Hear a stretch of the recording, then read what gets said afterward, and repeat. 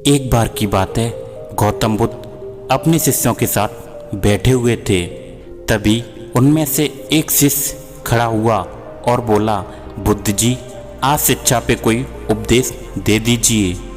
तभी बुद्ध जी मुस्कुराए और उन्होंने एक कथा सुनाना प्रारंभ कर दिया।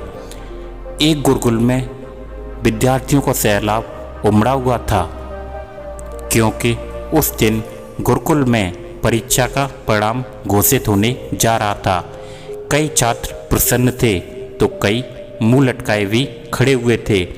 उनकी प्रसन्नता और उदासी बिना किसी कारण के नहीं थी, क्योंकि जो छात्र उत्तीर्ण होते उन्हें अगली कक्षा में प्रवेश मिलना तय था, लेकिन जो छात्र अनुत्तीर्ण होते उन छात्रों को गुरुकुल से निकाल ही दिया जाता, बल्कि आचार्य की भली बुरी और खरी खोटी भी सुननी पड़ती।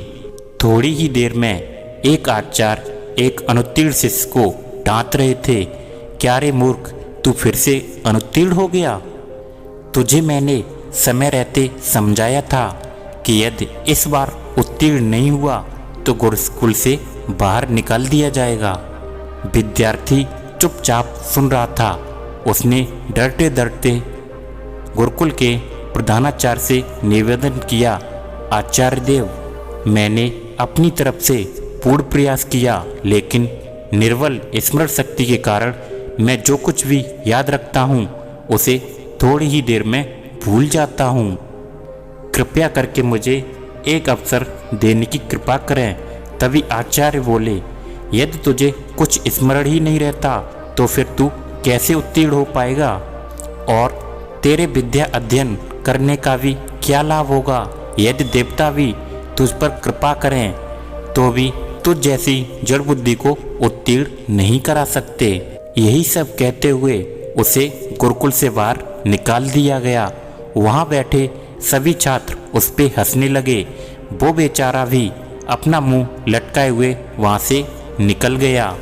रास्ते में चलते चलते उसके मन में अनेकों प्रश्न उथल पुथल मचाए हुए थे कि कैसे वो अपने घर लौटेगा और अपने माता पिता को क्या उत्तर देगा जब लोगों को पता चलेगा कि उसे गुरुकुल से निकाल दिया गया है।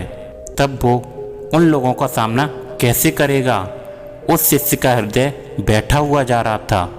रात भर बैठकर उसने काफ़ी प्रयास किया, लेकिन फिर भी उत्तीर्ण ना हो सका, तो वो क्या कर सकता था? सवालों के भंवर में फंसा हुआ वो शिष्य अपने गांव के पास ही जा पहुंचा। गर्मी के दिन थे, धूप के मारे उसकी हालत खराब हो गई थी। तभी उसने आराम करने का निश्चय किया। गर्मी की तपती दोपहर में सूरज की तेज रोशनी सबको जला रही थी और यहाँ उसे भूख भी बेहाल कर रही थी। इसीलिए पास ही कुएं के पास बैठकर उसने सत्तू खाने का निश्चय किया, जिसे वो गुरुकुल से लेकर चला आया था। कुएं पर और भी बहुत सारे लोग बैठे हुए थे। वे बार बार बाल्टी को कुएं में डालते और शीतल जल पीकर आगे बढ़ते। वो बड़े ही ध्यान से इस प्रक्रिया को देख रहा था। बार बार रस्सी के रगड़ने से कुएं का पत्थर घिस रहा था और उस पे निशान भी पड़ गया था। ये सब देखने के बाद उसके मन में विचार आया, यदि केवल जूट से बनी रस्सी कठोर से पत्थर को भी काट सकती है, तो यदि मैं परिश्रम करूँगा तो क्या सफल नहीं हो सकता? आखिर दिमाग पत्थर से तो ज़्यादा कठोर नहीं है। शिष्य के मन में आशा की एक ज्योति जगमगा उठी और तुरंत ही उसने निश्चय किया कि वो वापस गुरुकुल लौट जाएगा और फिर से अध्ययन आरंभ करेगा। यही सब सोचकर वो वापस गुरुकुल की ओर चल दिया। उसके साथी उसे देखकर आश्चर्यचकित थे। वो सीधे गुरुकुल के आचार्य के पास गया। आचार्य ने उसकी बात सुनकर उसे बहुत ही डांटा, लेकिन उसके बार बार अभिनय विनय करने पर उसे गुरुकुल में दोबारा प्रवेश दे दिया।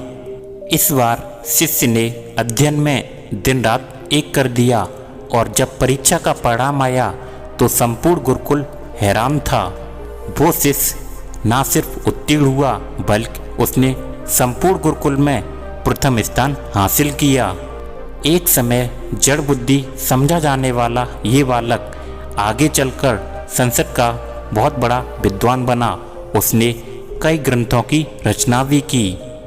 छात्र उसका शिष्य बनना गौरव की बात समझते थे, पर ये किसी जादू से संभव नहीं हुआ। ये आश्चर्यचकित परिणाम उपजा हुआ था। संकल्प की शक्ति, कठोर परिश्रम और प्रबल इच्छा शक्ति के बल पर ही ये असंभव कार्य संभव हो पाया।